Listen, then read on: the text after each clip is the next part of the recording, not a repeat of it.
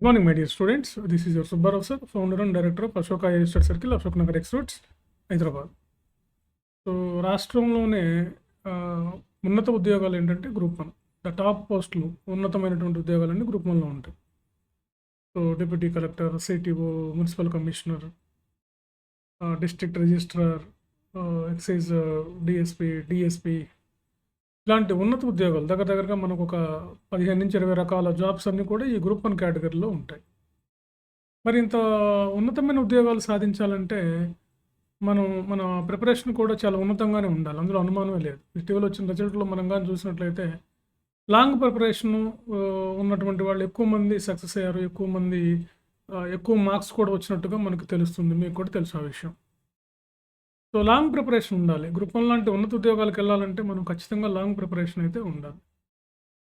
So ఇప్పటి నుంచే మీరు రాబోయే నోటిఫికేషన్ ఇప్పుడు వస్తుందా, రేపు వస్తుందా అంటే వచ్చిన తర్వాత చేసేది ఏమీ లేదు. మనం ముందుగానే మీరు స్టార్ట్ చేయండి. ఖచ్చితంగా నోటిఫికేషన్లు వస్తాయి. క్యాలెండర్లు పెడతానని 2 రాష్ట్రాల్లో చెప్తున్నారు. వస్తాయి, ఏదో ఒక రోజు అయితే కంపల్సరీగా నోటిఫికేషన్ వస్తుంది. మరి అప్పుడేం చేస్తాం?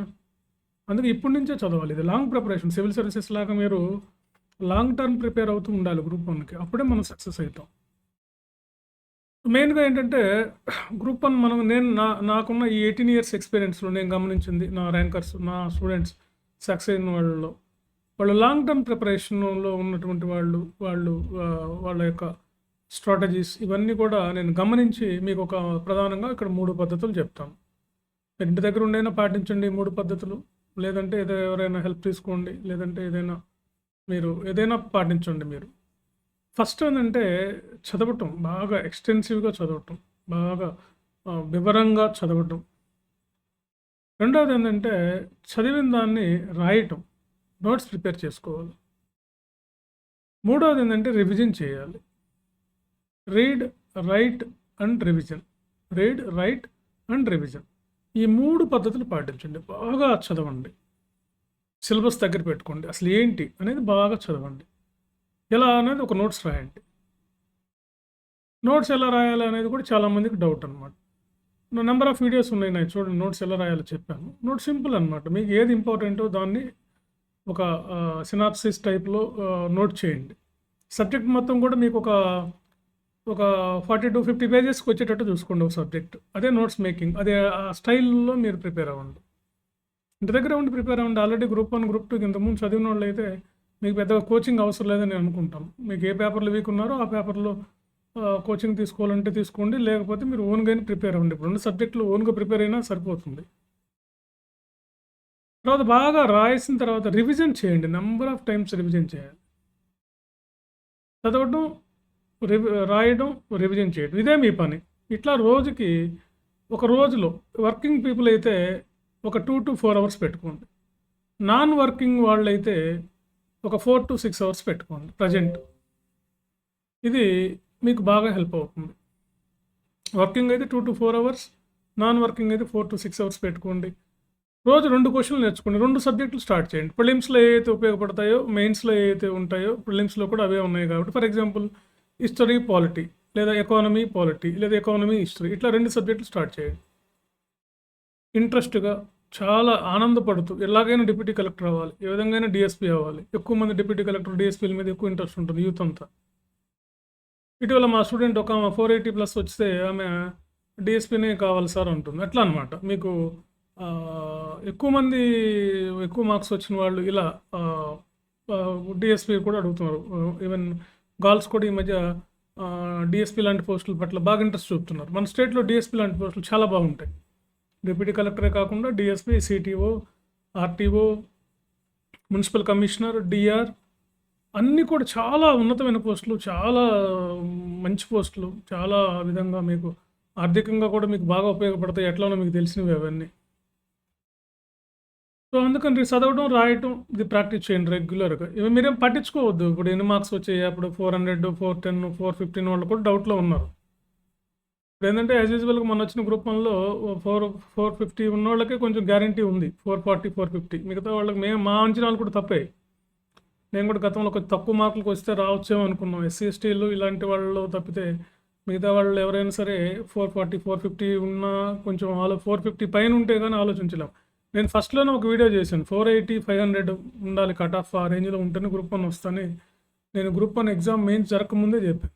మొన్న చూసిన అంచనాల్లో కొంచెం అటో ఇటో అయింది, టఫ్గా ఉన్నాయి, మార్క్స్ తగ్గినాయి కాబట్టి ఏమైనా తగ్గుతుందేమో అనుకున్నాం. కానీ ఒక్కొక్కళ్ళు చెప్తుంటే ఇప్పటికీ మార్క్ లిస్టులు పంపిస్తూ ఉన్నారు నాకు. సార్ ఇన్ని మార్క్స్ వచ్చినాయి, ఇట్లా వచ్చినాయి చూడండి సార్, ఏమైనా అవకాశం ఉందా అని అడుగుతూ ఉన్నారు పాపం. వాళ్ళందరినీ దృష్టిలో పెట్టుకొని చెప్తామంటే, మీకు కొంచెం తక్కువ మార్క్స్ వచ్చిన వాళ్ళు మళ్ళీ ప్రిపేర్ అవ్వండి, ఇంటి దగ్గరే ప్రిపేర్ అవ్వండి. హాయిగా మీరు ఈ 3 పద్ధతులు పాటించండి. మళ్ళీ తప్పదు, మళ్ళీ repeat again and repeat again మళ్ళీ దాడి చేయాల్సిందే. లైక్ గజని గోరిల్లాగా మనం పదే దాడి చేయాల్సిందే, తప్పదు. ఎందుకంటే ఉన్నత స్థాయికి వెళ్ళాలంటే మిగతా వాటిలో ఎక్కడా లేదు మీకు ఈ అవకాశం. నన్ను అడిగితే ఈ గ్రూప్ 1 లాంటివి బెటర్ దెన్ ఎమ్మెల్యేస్ అనమాట. ఎమ్మెల్యే కన్నా కూడా బెటర్గా ఉంటుంది మీ పొజిషన్. వాళ్ళు ఉండేది 5 ఇయర్సే, మీరు more than up to 35 years వరకు సర్వీస్ వస్తుంది అర్లీగా కానీ సెలెక్ట్ అయితే. సో ఇలాంటి ఉన్నతమైనటువంటి ఉద్యోగానికి మనకి అలాంటి పొజిషన్ కావాలి కదా, అందుకే మనం కష్టపడాలి.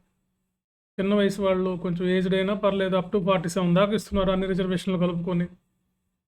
ఓపిక్గా కూర్చొని చదవండి, ఎవరిని పట్టించుకోవద్దు, రాయండి. ఎగ్జామ్స్ జరుగుతుంది, వాటి కూడా జరుగుతుంది. లేదు సార్ వీటిని నమ్మలేకపోతున్నాం గ్రూప్ 1 అంటారా, మీకు ఏజ్ ఉంటే సివిల్స్ ప్రిపేర్ అవ్వండి. సివిల్స్ మీకు ఏం కావాలో ఎలా కావాలో అని నేను చెప్తాను, గైడ్ చేస్తాను. లేదా క్లాసెస్కి అటెండ్ అవ్వండి, మెంటర్షిప్ తీసుకోండి. సివిల్స్ తెలుగు మీడియంలో కూడా రాయొచ్చు, మీకు తెలుసో లేదు గ్రూప్ 1 అభ్యర్థులారా. ఇదే నాలెడ్జ్ మీరు సివిల్ సర్వీసెస్లో పెట్టండి, మీకు రాస్తారు. గతంలో ఒక విద్యార్థి, మా తెలుగు విద్యార్థి తెలుగు మీడియంలో రాశాడు. ఆయన 789 ర్యాంక్ వచ్చింది. ఆయన గ్రూప్ 2, గ్రూప్ 3, గ్రూప్ 4 అన్నీ రాశాడు. ఆయన గ్రూప్ 2 రాలేదు, గ్రూప్ 1 రాలేదు, గ్రూప్ 3 రాలేదు, ఏం రాలేదు. సివిల్స్లో మాత్రం 789 ర్యాంక్ వచ్చింది. మళ్ళీ కూడా ఆయన ఇంటర్వ్యూకి వెళ్ళాడు ఈ సంవత్సరం. కాబట్టి ఈ నాలెడ్జ్ మీకు సివిల్ సర్వీసెస్లో కూడా పనికి వస్తుంది. మీరు హాయిగా సివిల్ సర్వీసెస్ లాంటి ఎగ్జామ్ కూడా రాసుకోవచ్చు. తెలుగు మీడియంలో రాయొచ్చు. అంటే కొంతమంది లాంగ్వేజ్ రాదు సార్ అంటున్నారు, తెలుగులో కూడా రాయొచ్చు. సివిల్ సర్వీసెస్ తెలుగులో ఈజీగా సక్సెస్ అవుతారు, ఎందుకంటే మన పేపర్లు మన వాళ్ళే దిద్దుతారు కాబట్టి మనకి అవకాశం ఉంటుంది. సో ఇట్లా 3 చేయండి. ఇవి చేస్తూ ఇక చివరిలో మీరు ఏం చేస్తారంటే, మీరు రాసేది కరెక్టా కాదు. మొన్న ఒక స్టూడెంట్ నాకు ఫోన్ చేసి, సార్ నాకు ఒక చిన్న హెల్ప్ చేయండి సార్, మీ దగ్గర మెంటర్షిప్ టెస్ట్ సిరీస్ రాస్తాను, నాకు ఏం వద్దండి, నేను రాసేది కరెక్టా కాదా నాకు చెక్ చేసి పెట్టండి, నేను రాసి పంపించిన ఆన్సర్ అన్నారు. నాకు ఎంతో బాగా ముచ్చటేసింది ఆ స్టూడెంట్ చెప్పే విధానం చూసి. మీరు రాస్తుంది కరెక్టా కాదా, అదే ఆన్సర్, దానికి అసలు మార్క్స్ వస్తాయా, అవన్నీ మీకు ఎట్లా తెలుస్తాయి? ఇదేమైనా అకాడమిక్ ఇయర్ కాదు కదా మీ ఇష్టం వచ్చినట్టు రాయడానికి. అందుకని మీకు ఒక మెంటర్ ఉండాలి, ఒక గైడ్ ఉండాలి. అలాంటి గైడ్ మనకు అందుబాటులో ఉండాలి ఎప్పుడు, 24 అవర్స్. మనకి ఎప్పుడు పడితే అప్పుడు మనకి ఏది కావాలంటే డౌట్ క్లారిఫై చేసుకునేటట్లుగా మెంటర్ ఉంటే, ఇలా నేను మీకు ఎప్పుడు అందుబాటులో ఉంటాను. నా దగ్గరకు వచ్చిన వాళ్ళు ఎంతోమంది ఉన్నారు. మీరు చాలామంది నా వీడియో చూసే వాళ్ళంతా కూడా నా ఫాలోవర్సే, వాళ్ళకి తెలిసే ఉంటుంది నా గురించి.